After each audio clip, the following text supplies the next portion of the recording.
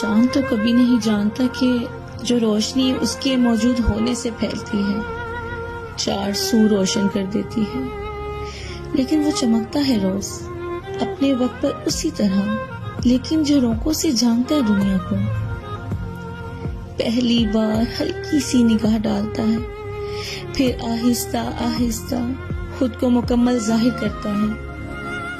لیکن اس کی ہر جھلک معنی رکھتی ہے، ہر ایک اس کو دیکھنے میں سکون پاتا ہے۔ دیوانہ ہے تو تشنگی میں،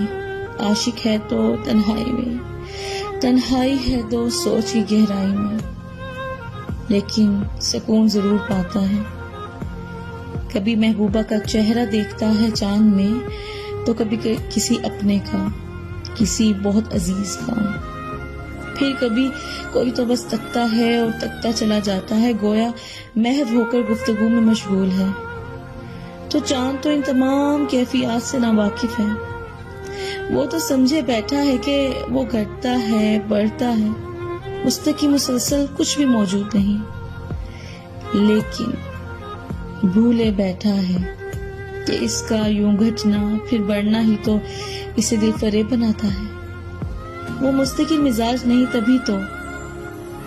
تو ہر ایک کے مزاج کے مطابق ہی سب کے جذبات کو سمیٹے بیٹھا ہے، سب کے جذبات کو نکھارنے کی اہلیت رکھتا ہے۔